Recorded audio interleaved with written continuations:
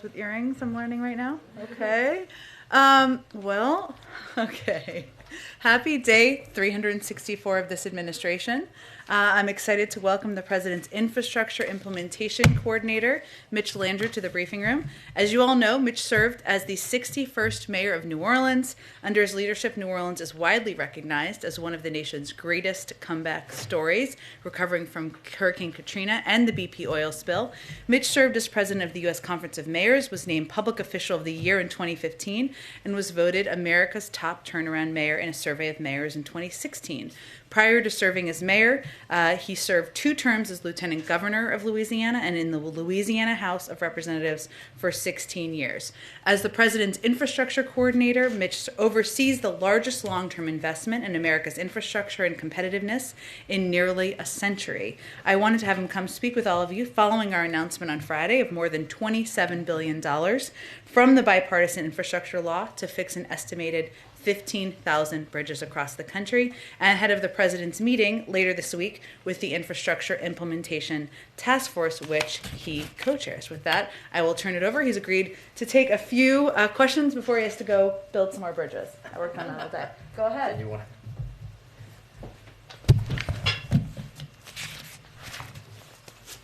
Good morning, everybody. So this is what this room looks like. I've been wondering for a while. It's nice to see you. Happy New Year to you. My name is Mitch. The president asked me to help him build a better America. I said yes. I hope the people of America agree to, because it's going to take all of us to get this done. When President Biden came into office just 1 year ago, he pledged to use the power of the presidency to help everyday Americans, to bring people together, and to rebuild our country. For decades, we just talked about Infrastructure Week, but President Biden reached across the aisle and in a bipartisan way actually got it done. Promises made, promises kept. Let me tell you, every week now is going to be Infrastructure Week, except the difference is we're actually going to build stuff.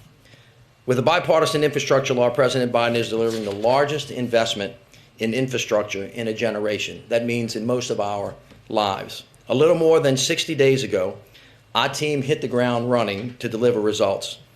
We have now convened the task force made up of cabinet members a total of 6 times. This Thursday will be our 7th, and the president will be with us.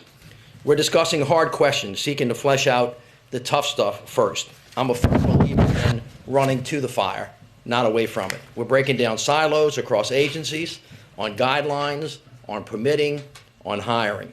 This is a one team, one fight mission, and we're going to operate in that way. We also need good partners. The fact of the matter is that most of the building will actually be done by the states, by the cities, by the counties, by the tribal leaders. That's why our team, and me personally, have been reaching out, extensive outreach to state and local officials. At this point, we have reached out to all 50 governors and their key staff. I have spoken to hundreds of elected officials, and we have gotten a fantastic response from them all. As you know by now, we have asked states to appoint infrastructure coordinators, which we think will help foster cross-agency collaboration and make it easier for them to get problems solved very quickly. Already, states like Delaware and New Mexico have appointed coordinators, and states like Arkansas and Michigan are setting up interagency task forces. Our team is here to be problem solvers, to deliver, to build the team, and to help tell the story. Ultimately, we want to help people take advantage of this great opportunity to build a better America. Now, as a country, we haven't spent this amount of money on infrastructure in generations. So we're talking about how to do it with accountability and transparency, on time, on task, on budget, spending taxpayer dollars both wisely and well. Earlier today, I convened the inspectors general of federal agencies involved in the implementation of the law, letting them know we want to do this in a partnership, just like the president did when he was the vice president. He led the Recovery Act process, as the president has expected from his team since day one, including the implementation of ARP. As the president has made clear, results and accountability go hand in hand. To deliver results now and in the years to come, the federal government must undertake this work in a manner that is deserving of the public's trust. So we're going to lean forward. Stewardship of public dollars is a high priority. But I want to level set. This infrastructure work in general is not a one-time economic stimulus. It is not a race to see how many ribbons we can cut before the end of the year. Doing this is going to require balance. It's going to require order. We are definitely going to go fast, but we are not going to hurry, and we are going to get it right. On the nuts and bolts, we're on the right track. As the president laid out last week, we've made real progress. You've seen the announcements, rebuilding roads, ports, and airports. We're making progress on delivering high-speed internet to every American. We're making progress on ensuring water systems deliver clean water by replacing lead pipes. And of course, on Friday, the president rolled out the massive $27 billion allocation to states to fix over 15,000 bridges, the largest bridge program in American history. You see, bridges connect us. They connect people, the movement of goods. They connect communities. They connect the country. With this investment, President Biden is creating a bridge to the future, a pathway to win, a pathway for all of us to win. And today, we have another great announcement. The Department of Interior is announcing a new interagency program for cleaning up orphaned wells, a key initiative of the bipartisan infrastructure law. The law includes $4.7 billion to clean up orphan well sites, plugging, remediation, and restoration activities. So what does this mean for the people of America? Millions of us, millions, live within a mile of hundreds of thousands of orphaned and abandoned wells that leak and spew. These wells jeopardize public health and safety by contaminating groundwater, seeping toxic chemicals, emitting harmful pollutants, including methane. This well capping program also creates jobs and will revitalize rural economies in places where people are directly affected by a transitioning economy. And like so many of these issues we face, cleaning it up will take an all-of-government approach. Interior Secretary Deb Haaland is leading this effort in close partnership with the Department of Agriculture, EPA, and the Department of Energy, and already 26 states have asked for fundings to take advantage of this opportunity to clean up this mess. Secretary Haaland told me the other day a story about a school she visited where children had tissues in their nostrils due to constant nosebleeds, a result of contamination. Can you imagine having our children have to learn in this kind of environment? It has gone on for quite a long time. That's why we're doing this, real results where people live and where it really matters. Cleaning up communities, fighting climate change, creating new and better jobs, and building a bridge to a future economy. It's a really consequential effort. And later this week, there will be more announcements to come. In closing, let me just say, the president has been clear in his charge to me. Build a better America without unnecessary bureaucracy and delay, while at the same time doing what is difficult for the sake of what is right. And so better, as we have said many times, means creating good middle-class jobs, investing in American manufacturing, and building capacity right here at home, supporting disadvantaged and underserved communities so that no one and no community is left behind, advancing climate resilience and sustainability so that we can be better prepared and ready for whatever is coming our way. All of this will make us stronger and better, reduce costs for the middle-class families, and help us compete. This is what building a better America looks like for all of us. Thank you. Jen, back to you. All right. Jeff, go ahead. Mr. Mayor, thank you very much. I was wondering if you could tell us what the response from some states in your old neck of the woods has been. We've seen many federal programs, Obamacare, one example, other things. Some red state governors have been resistant. Are you seeing a different kind of response on things like infrastructure, which the programs of which are popular, but the administration isn't necessarily? And just give us a time frame of when you think some of these ribbon cuttings, I know that's not the metric, but when will they be happening? Anything this year? Yeah, Jeff, thank you so much for that. A very wise person said, you know, even if they vote no, they want the dough. And that's absolutely true, especially on infrastructure. As I said, I have personally spoke to over 40 governors, 3 that chiefs of staff. The others, we have been contacted through staff. I've talked to a number of Republican governors, all of whom, in the reddest of red states, were very welcoming. They were very appreciative that the president had asked to call. We clearly acknowledged with each other that we may have differences of opinion on other issues, but on building roads and bridges and airs and airports and clean water and broadband, you know, 75% to 80% of the people of America want these things to happen, and the governors have committed to work with us to actually get it done. You mentioned that in my neck of the woods. I'm from the state of Louisiana, as you know. We have gotten beaten to death by Katrina, Rita, Ike, Gustav, the national recession, the BP oil spill, and a bucket load of other stuff. We always wonder when the locusts are coming. And we have had interaction, as I was lieutenant governor, with a Republican governor who I served with and a Democratic governor. In both of those instances, bipartisanship really is at the forefront of these initiatives. There are going to be some differences, but at the end of the day, there really is common ground, and I feel very good about the willingness to lean forward and to do the things that all of our constituents need, irrespective of what party that they're in. In terms of turning dirt quickly, as I said to you, to level set with everybody in this room, because you will ask me about this from time to time, can you hurry up? When's the money going to get it to the ground? When are the first ribbon cuttings? First of all, this is very different from the American Recovery Program. This is a long-term investment in rebuilding America better. And so there are a lot of these programs that are actually new. Many of them are not. This happens in two ways. Some of this is through formula funding that has been set.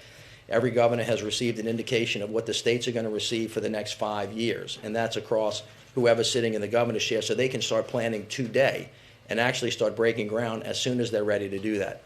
The other part of this bill are competitive grants. Some of those are going to take a little bit of time to set up. My expectation is there's some projects that you'll see people turning dirt on indefinitely the spring or the fall. Which ones they are, I can't actually point to you right now, but there's no reason why that shouldn't happen, especially if some of the projects have been in the line for some period of time. Mary?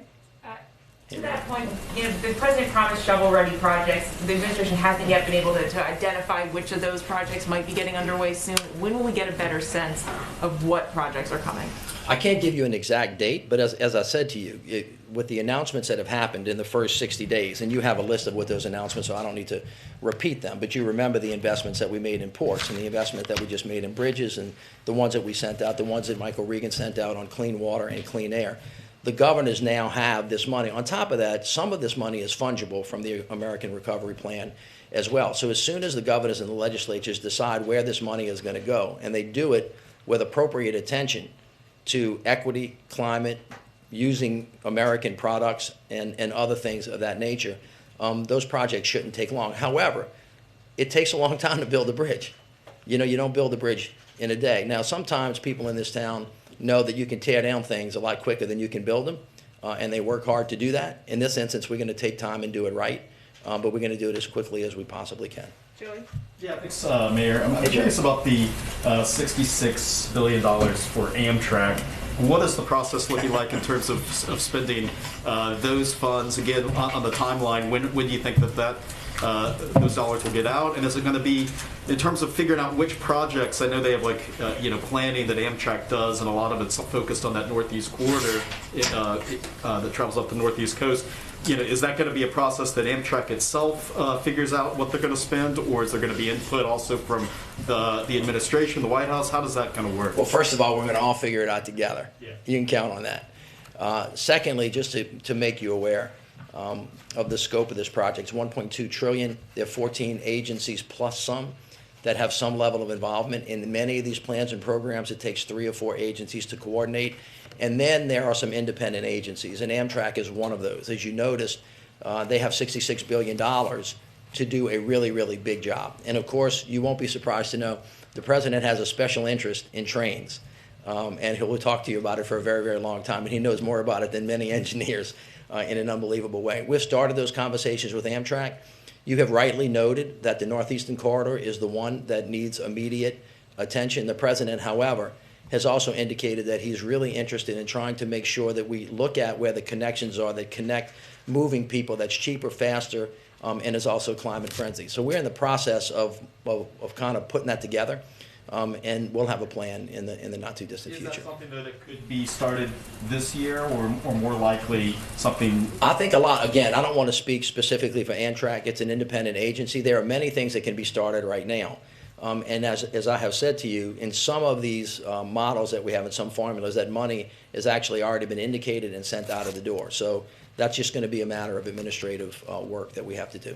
Nancy's going to Sure. have to be the last one. Go Hey, ahead. Nancy. Thanks, Mitch. Based on what you've seen so far, how many state governments have the capacity already to evaluate this huge number of projects all at once and determine which ones are most worthy of the funding? Because as we saw, for Right. example, with the American Rescue Plan, you might be very organized here at the federal level, but if they don't have the staffing and the know-how and the capacity at the state level, there will be bottlenecks. Correct. That is a fantastic question, and thank you for asking this. As you heard me say throughout this talk, it's all going to be about balance. How do you go fast and how do you get it right?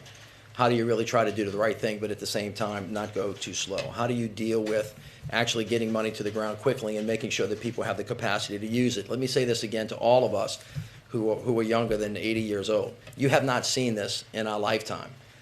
And when we have tried to do this in the past, because we haven't spent a lot of time building up what I call downline logistics. You'll hear me say this many, many times. Sometimes up here in Washington, they want to create a cow, and when it gets down to the ground, it looks like a pig. And the point is to make sure that what we're trying to do down here gets down to the ground with the people from the ground up, understanding it, knowing it, analyzing it, and working in partnership with them. One of the things that should be obvious to anybody in this country is that we have a capacity problem on the ground, notwithstanding the current circumstance that we're in. Even if the world were perfect, you have to say to yourself, are we ready to build this much stuff this fast? And the answer is if you triage it appropriately, if you plan appropriately, if you run to the fire, and one of the fires is, do we have enough people? Do we have enough materials? And if we don't, how do we create workforce training programs? How do we build capacity? How do we manufacture products here? And you understand that this is a 5 to 10 year cycle. You can actually move into it if you do it intentionally and with thought. So to answer your very specific question, there are some states that have been in this business for quite a long time and have moved big stuff, and they're obviously more prepared than others. One of the great challenges and one of the great missions the president gave us, and it falls under the umbrella of equity and climate, what about these small indigenous communities that don't have the capacity to apply for a grant? What happens if they get a grant? Do they have the ability to spend the money? And our team has raised that up, all of our agencies, and says we've got to run to that fire, and we have to start building capacity on the ground level. And then how actually are we going to do that? What does workforce training like? What does the partnership with community and technical colleges look like? How is labor going to build apprenticeship programs to lift up people of color who have not been involved in this interest? And how do you create this virtuous cycle of success and moving in one direction? This is why, back to Jeff's questions earlier, if everybody cooperates, if everybody saves their fire for all of these hot button issues that we all tend to disagree with, and don't focus that on infrastructure because there's not a Republican or a Democratic way to fill a damn pothole, then we ought to be able to get all of this stuff done more quickly and better. And that, ladies and gentlemen, is what a better America looks like for President Biden. Thank you all very much. Thank you so much. I appreciate it. Invited back anytime, as I always like to say. Okay. All right, did this a little bit better this time? Okay, just have a couple of items for all of you at the top. I have a bit of a hard out at 1/4 or 10 of, so we'll get around to as many people as possible.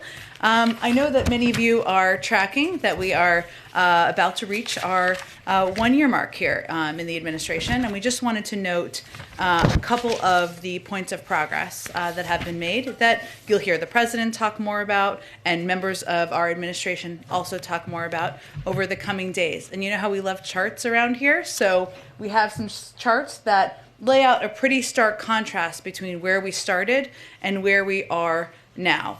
So just to highlight a couple of pieces. During the president's first year, we saw the most dramatic change in our economy of anywhere in the world. It was the biggest year of job growth in American history, and it was the direct result of actions taken by President Biden and Democrats in Congress, including the American Rescue Plan. The vaccination effort it helped fund, and now the bipartisan infrastructure law. And you can see the economic data there quite starkly. I mean, look at the initial unemployment claims. They're on average, they were at 812,000 a year ago. They're now at 210,000. The unemployment rate and obviously job creation the year before the president took office and the last year. As it relates to COVID, if we look to a year ago, only 1% of adults were fully vaccinated. 74% of adults are fully vaccinated now. In terms of at-home tests on the market, now we've talked about tests a lot, 0 on the market a year ago. Now we have 375 million people per month, or tests are distributed, I should say, per month. 46% of schools were open a year ago, now over 95%. This is progress that's been made. Obviously, there's more work that's going to be done, that needs to be done. The job is not done yet, but we have a plan to address the challenges we're facing, and we're going to stay at it. With that, Colleen, why don't you kick us off? Okay, thank you. I wanted to ask about negotiations over voting rights. I wanted to see, what you guys are expecting this week, and then what's plan B if things go south, to secure elections and ensure voting access if the bills don't pass. Well, as you all know, the negotiation or the debate is starting in the Senate. The president's view is that the American people deserve to see where their leaders stand on protecting their fundamental rights. That is a reason to move forward with this debate and this vote this week. And his view is also that opposing rule changes to make the protection of voting rights a reality is supporting an obstacle to protecting voting rights. It's part of the important process. In terms of so we will continue to, and you've heard the president say, and I'm sure he will reiterate for you if anyone asks him tomorrow, that until his last breath, he will be fighting for the protection of voting rights. And that means conversations and fighting to get legislation at the federal level through is going to continue. And those conversations will continue. I will note that in addition, we have also been working with organizations all across this country who are building diverse coalitions to pass voter laws and push back against those that make it harder to vote and threaten free and fair administration of elections, in addition to doing the critical work to register and educate voters. These organizations have built grassroots leadership at the state level. They're providing training, policy, research, messaging guidance, and directing organizing to register voters, deploy voter protection teams in states that are rolling back voter protection. I'd also note the Vice President knows Americans at every level are focused on this fight, and she will continue engaging and leading this effort with activists, policy leaders, and elected officials around the country. But right now our focus is on the debate, on the vote that is going to be happening, and on the fact that it will highlight very clearly for the American people who stands with them in protecting their voting rights and who stands against it. What do you hope to achieve with the Secretary of State heading not only to Ukraine but then later to Geneva to meet with Lavrov, especially since talks over Ukraine aren't exactly going all that well right now? Well, let me just give you a little bit of an update on where things stand. And obviously you're following this closely, but this morning Secretary Blinken spoke with Russian Foreign Minister Lavrov. They agreed to meet in Geneva, as you noted. At that meeting, Secretary Blinken will urge Russia to take immediate steps to de-escalate. He will also fly to Kyiv to consult with President Zelensky and Ukraine's leaders, and to Germany for consultations. As you also know, there is a congressional delegation that is also on their way there, and it's a note. I would note that just indicates that support for Ukraine has always been a bipartisan issue, and we welcome that. But where things stand right now, President Putin has created this crisis by amassing 100,000 Russian troops along Ukraine's borders. This includes moving Russian forces into Belarus recently for joint exercises and conducting additional exercises on Ukraine's eastern border. So let's be clear. Our view is this is an extremely dangerous situation. We're now at a stage where Russia could at any point launch an attack in Ukraine. And what Secretary Blinken is going to go do is highlight very clearly there is a diplomatic path forward. It is the choice of President Putin and the Russians to make whether they are going to suffer severe economic consequences or not. Go ahead. Oh, let me go around to people who have questions. Go ahead. Trevor. Could you, when you're talking about kind of this meeting that the Secretary of State is going to have with Sergei Lavrov, what is the, is there an expectation that he's going to provide some sort of response to the issues that were raised in the January 10th meeting? Oh, well, again, I don't have anything for you to specifically preview on the behind-the-scenes negotiations and discussions, but our position has been crystal clear from the beginning, the position of the President and the Secretary of State, that there are two paths. There's a diplomatic path forward. We certainly hope they take that path. There's the other path. It is up to the Russians to determine which path they're going to take, and the consequences will be severe if they don't take the diplomatic path. In terms of consequences, there's been reporting out of Europe that essentially this idea that's been floated about taking Russia out of the SWIFT financial payment system is basically off the table at this point. Is that accurate? No option is off the table. In our view, we continue consulting closely with European counterparts on severe consequences for Russia if it further invades Ukraine. And do you have a commitment from the German government that they will end the Nord Stream 2 pipeline? I think, as you know, it is not functioning currently. You've seen the steps that they have taken recently. Germany's Federal Network Agency has suspended the certification process as well of Nord Stream 2. And our view continues to be that stopping the Nord Stream 2 pipeline is a credible piece we hold over Russia at this point in time, especially since it is not functioning. And if sanctions are imposed right now, which some are proposing, and Russia views these sanctions as a sunk cost, then this would be one less consideration in its calculus. So, of course, we're consulting closely with all of our partners and allies in this, but I would just note again that the pipeline's not operational, that Germany's Federal Network Agency has suspended the certification process. Go ahead. Thanks. Staying on Ukraine and Russia, what does the White House make of the evacuation of Russian diplomatic staff from their embassy in Kiev? And do you think the threat of invasion is getting higher or lower? Well, I think, as I noted a few minutes ago, we believe we're now at a stage where Russia could at any point launch an attack on Ukraine. I would say that's more stark than we have been. In terms of the decision to move to evacuate their embassy or to move personnel out of their embassy, we have information that indicates the Russian government was preparing to evacuate their family members from the Russian embassy in Ukraine in late December and early January. We certainly would refer you to them for more specifics about what their decision is, but we don't have an assessment on why in the meeting. Okay, and then another one on reports that the White House is in talks with the FAA and wireless providers on the 5G rollout and there's potential disruption to airline travel. Is there anything more you can tell us on this agreement you're working on, and are you trying to prevent any flight cancellations which could start as soon as tomorrow?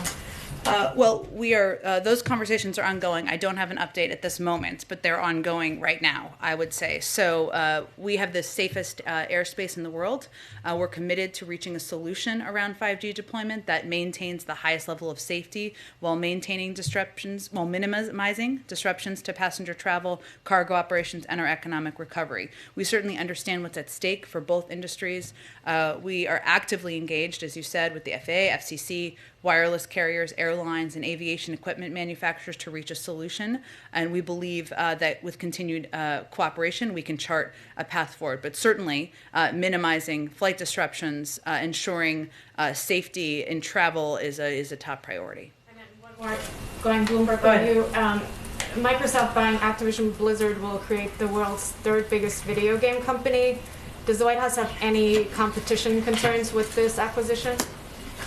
Well, I would just note that today there is an announcement by the FTC and the Justice Department that's probably happening now. Broadly speaking, this is not about this specific case, which is, in our view, a critical step towards delivering on one of the key priorities of the executive order the president signed, which is strengthening enforcement against illegal mergers. And it basically kicks off the technical process to review merger guidelines. As it relates to this specific case that you mentioned, I don't have a comment on a specific merger, but I just wanted to point you to their announcement, their press conference that may be going on right now. Go ahead. Oh, Joy, let me go ahead. Okay. Let me go ahead so I just get to people and ask questions. Sure. Thank you. There's bipartisan supply chain resiliency legislation in the House, the U.S. Innovation and Competition Act. Is the White House engaged in getting lawmakers on board with this? Very closely engaged, and we've been advocates for investing in manufacturing here in the United States, including investment in our chips manufacturing capacity, but we're very closely engaged in these discussions.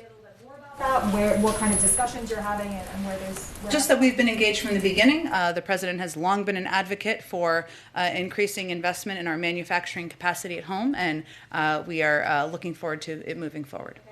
Another one. Does the president think that members of Congress should be prohibited from trading stocks? The president is prohibited from doing this, so where does he stand on this, and should their spouses be too?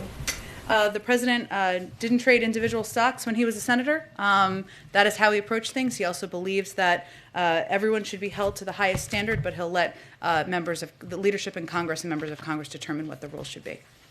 Go ahead, Michael. Thanks, Jen. A couple questions on what happened in Texas over the weekend. Sure. How is it that an individual who was known to MI5 in Britain, who was on a watch list as of 2020, ended up in a synagogue in Texas? How did that happen? Oh, well, our understanding, and obviously we're still looking into this, is that he was checked against U.S. government databases multiple times prior to entering the country, and the U.S. government did not have any derogatory information about the individual in our systems at the time of entry. We're certainly looking back, as I referenced, at what occurred to learn every possible lesson we can to prevent attacks like this in the future. Beyond that, I'd certainly refer you to the Department of Homeland Security. Obviously, the president referred to the incident as an act of terror. what is the significance of referring to the individual as a terrorist or referring to the incident as a terrorist incident? I think, and I talked to the president about this that day as well, I think there's no question that when somebody goes into a house of worship and threatens and holds hostage individuals who are there, that is an act of terror. That is terrorism. That is why he called it that, because we don't need to be, because it's very clear it's what it is. Go ahead. Hi, thanks, Jen. Getting back to voting rights for a minute, Yeah. You mentioned that the White House administration is going to continue to push back against state legislatures. The president mentioned this as well last week. But just to drill down on that a little more, can we expect to see more litigation from the Department of Justice around this? And if you look at cases that have already been filed under Section 2, we know historically that takes a very long time, years to resolve. Are you confident that there is any action you can take that would result in any outcome before the midterms? Well, I'd really refer you to the Department of Justice. As you know, they have doubled their funding for voting rights protections, but in terms of individual cases or legal intentions or actions, I would point you to them. And then quickly, to shift a little bit to healthcare and the Affordable Care Act, that was something that President Biden ran on, expanding the ACA. Yeah. He was able to do that, of course, through the rescue plan, but some of those other pieces were tied to Build Back Better, expanding Medicaid, again, addressing subsidies. Is there a plan B, a consideration of what steps could be taken if Build Back Better doesn't pass? Well, here's the good news. There's a lot of interest, excitement, and engagement with a broad range of members of Congress about the shared desire to get something done and to lower costs for health care, for elder care, for child care. And there are a range of conversations that are ongoing, lots of ideas that we're discussing and we're engaged with. That is the status. The president proposed this as part of his package because he, as you said, he has advocated for, he ran on, he has fought for an expansion of access to health care, lower costs for health care. He also feels very strongly about lowering the cost of prescription drugs, something he thinks is frankly shouldn't be controversial in this country. If you're not for lowering the cost of prescription drugs, what are you for, Republicans in Congress, is his basic fundamental question. So this is something we will continue to discuss. We're continuing to fight for and work for. But I know there have been a range of reports out there, and I would just make very clear there is no specific proposal we are putting forward. We are just engaged in a range of conversations with members of Congress about what to do next. Go ahead. Thanks, Jen. Can you provide an update on the COVID testing website? Sure. Is it ready to go? Has the hotline number been created? Resiliency against crashes, that type of thing? Sure. So covidtest.gov is in the beta phase right now, which is a standard part of the process typically as it's being kind of tested in the early stages of being rolled out. We didn't start from scratch here, of course. The Postal Service already runs a website that sells goods to the public, as you know. Every website launch, in our view, comes with risk. We can't guarantee there won't be a bug or two, but the best tech teams across the administration and the Postal Service are working hard to make this a success. So it will officially launch tomorrow morning. It's in the beta testing phase right now. And I would also note that the U.S. Digital Service, which was an organization founded after healthcare.gov, after the healthcare.gov rescue, has been supporting the Postal Service to ensure that they have what they need to be successful in this critical moment. So looking forward to an official launch tomorrow morning, and right now it's in the beta phase. On Ukraine and Russia, I know you said that the United States is ready for Russia to engage at any time. I wanted to ask you, though, about the media narrative of the falsifying or alleging that Russia is going to say that Ukraine is going to attack Russia. Have you seen any indications of that? Has that narrative been put into work yet? We talked about this a fair amount on Friday because we've seen efforts to push that narrative in the media and in the public.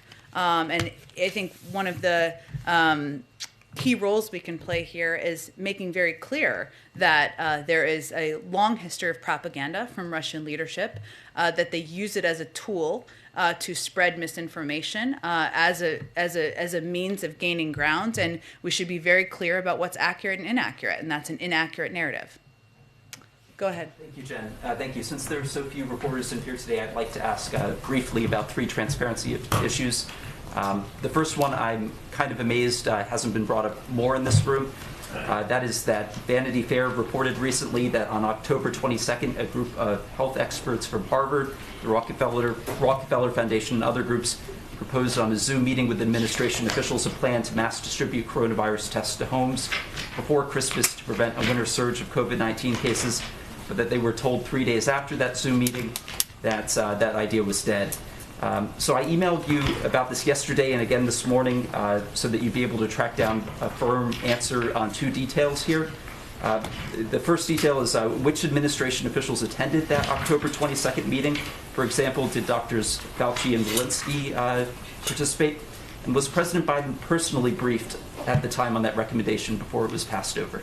Well, maybe people haven't asked about it because we've done a lot of what was discussed in that meeting that happened a couple of months ago, including massively expanding our testing program and capacity.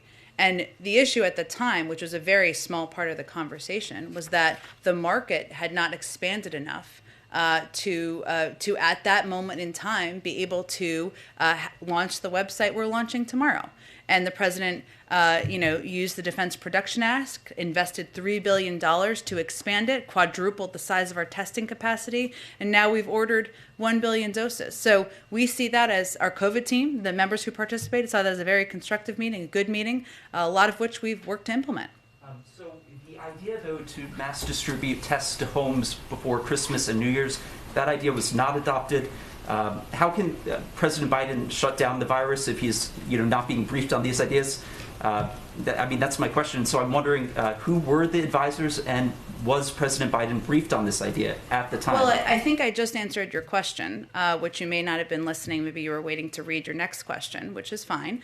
But I just answered your question. Let me finish, Stephen. Stephen, I'm finishing.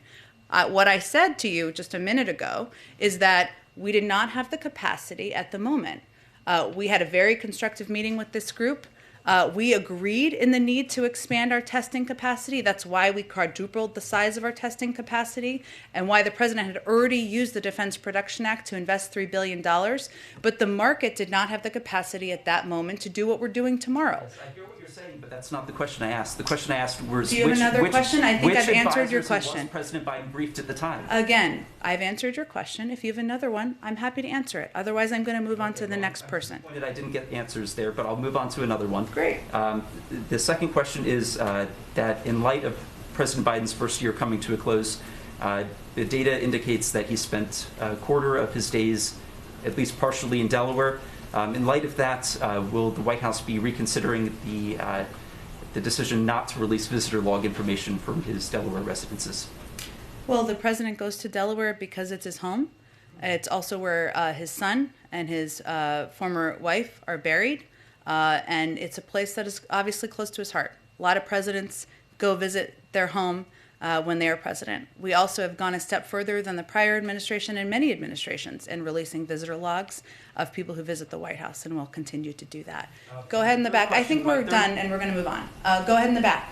The Reuters reported this morning the Biden administration is reviewing e-commerce giant Alibaba cloud business for U.S. national security reasons. Can you confirm? I'd really have to check with our national security team on that. I'm happy to do that, and we'll get back to you after the briefing. Go ahead in the back. Hey, Jen. I want to pivot back to voting rights, sure. Particularly the president's speech last week. I wonder if you could talk a little bit about how it came together, but also I wonder if you'll respond to some of the criticism about it, that it was too aggressive or divisive, and that some of the rhetoric that he used wasn't conducive to getting folks, who are opposed on board. Well, sorry, which piece did you want me to start with? Whichever one is best for you. Okay. Well, I would say first that, the president delivered a powerful speech about the protection of people's fundamental rights in this country, which is their right to vote, their right to vote for anyone they choose, whether it is him or someone else. It was not a partisan speech. It was intended to lay out for the public exactly what's at stake and lay out for elected officials what's at stake. And he stands by everything he said in that speech. Can you talk a little bit about how it came together, though? Like, who did he Who did the White House consult with? Like, how did he land at this point? I'm just trying to get to the genesis of it. Well, he consulted. There have been discussions for months on voting rights on the Hill with Democrats, certainly an open door to Republicans to have a discussion among members and among staff about a path forward, something that 16 Republicans who are serving today have supported in the past. And also he consulted a lot with civil rights leaders. We consulted with civil rights leaders, with voting rights activists, and others who have been working around the clock to advocate for voting rights. Okay, go ahead, Jeff. I'm going to ask you a couple questions. First, what is the administration or the White House doing today on the 5G controversy, if anything, in the remaining hours before the midnight deadline? So there are ongoing discussions right now with members of our economic team who are closely engaged with at the FAA, FCC, wireless carriers, airlines, and aviation equipment manufacturers to reach a solution. As you noted, tomorrow is the deadline. Our objective is, of course, to reach a solution around 5G deployment that maintains the highest level of safety while minimizing disruptions to passenger travel. That's what we're working towards. But everyone from Secretary Pete Buttigieg to members of our economic team are closely engaged in these discussions. And heading into the president's press conference tomorrow on the eve of his one-year anniversary, he has long said that he would talk straight from the shoulder, I think is his words, to give an honest assessment of things. What is your honest assessment of the last year of the Biden administration, and how can the voting rights failure not be seen as some type of a metaphor for these challenges? Well, I would say in terms of voting rights, his view is that it's never a good idea not to shoot for the moon with what your proposals are and what you're fighting for. And the alternative is to fight for nothing, and to fight for nothing hard. And that oftentimes, as you know, you've covered a couple of administrations, you don't get everything done in the first year. But what we feel good about, and this is why I brought some of these charts to show the contrast, is that coming into an incredibly difficult circumstance, fighting a pandemic, an economic, a massive economic downturn as a result, an administration that was prior to us that did not effectively deal with a lot of these crises, that there's been a lot of progress made. We need to build on that. The work is not done. The job is not done. And we are certainly not conveying it is. So our objective, and I think what you'll hear the president talk about tomorrow, is how to build on the foundation we laid in the first year. Go ahead. On 5G, the FAA has had 2 years to come up with a plan for this, to deal with this implementation.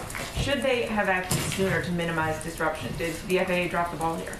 You know, I think, Mary, there'll be lots of time to look back and see how we got here, and I know many of you will do that, and of course that is understandable. But right now, over the next 24 or less than 24 hours, what we're focused on is trying to come to a solution that will minimize travel disruptions to passenger travel, cargo operations, and our economic recovery. And that is why it's so important to hopefully come to an agreement and ensure more planes are flying out there. Go ahead. On voting rights, unless something has dramatically changed, which it doesn't seem likely this is going to fail, you have made clear that the president, is going to keep up this fight with every last breath he has. Does that mean that this is the top priority going forward legislatively? I ask because obviously BBB is still stalled as well. Where's the president going to be putting his energy? We can and will advocate for both, and that is reflective of what's happening now too. Of course, voting rights is right now being debated. It's going to be on the floor. The president was out last week, as you know, giving a powerful speech about why this is so important to move forward. At the same time, we were having a range of conversations on Build Back Better because we also want to get that done. So we're going to keep fighting for both. Go ahead. Thanks, Jen. The airlines are using some pretty dire language to describe what's going to happen tomorrow if the president doesn't step in and take action. They're saying that the nation's commerce will grind to a halt, that the vast majority of the traveling and shipping public will essentially be grounded. Does the president share the view that the airlines have about how bad this is going to be if the White House doesn't step in?